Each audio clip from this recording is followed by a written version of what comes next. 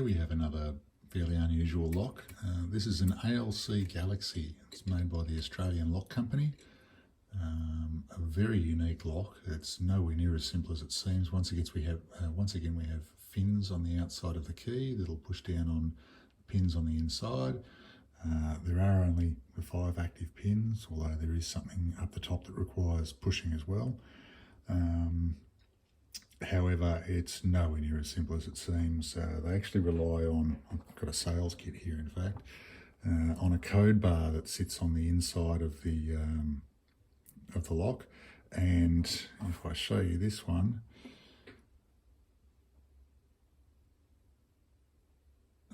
the code bar will sit inside there, and you can, if I turn the cylinder, you can see that's one of the active pins that's come into view. That's the slot for the key.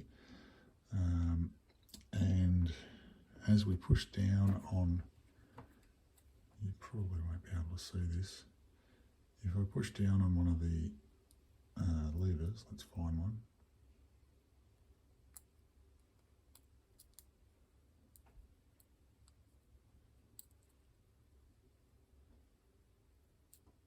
I don't know if you can see that little ball bearings drop into the keyway there, depending on the depth of the lever.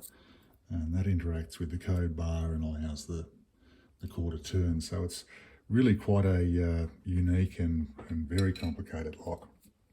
In any case, tensioning these is the difficult part.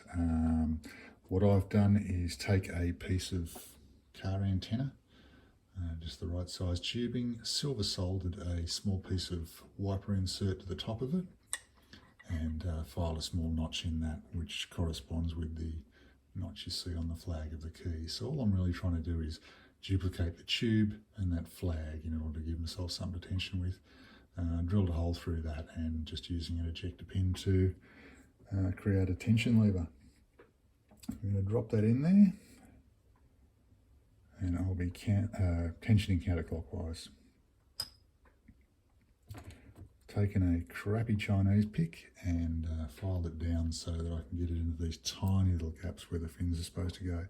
Firstly, I'm going to push down on the centre core. That actually needs to be depressed slightly in order for the code bar to work properly. We'll start over here. Nothing.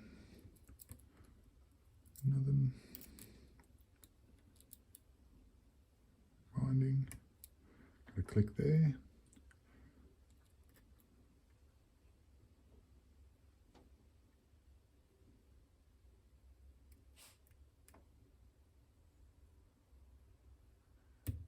Nice click there. One thing you'll note, my pick has a dead straight back on it and has to be hard up against this straight tensioner. If there was something large up here in the way, and say my pick was this shape, there'd be no way for me to actually hit the levers. I'd be pushing into the tensioner. That's just something to consider if you're sort of looking at other Galaxy videos on the internet, and sort of someone might claim to have picked with a big lumpy tensioner. Moving right along. Nice click there. Back to the start. Now we're binding. Click there. Oh, and we're open. So what I'm actually going to do, I will advance to the next position. And it'll lock back up, but I believe at this point, no, the tension is not coming out.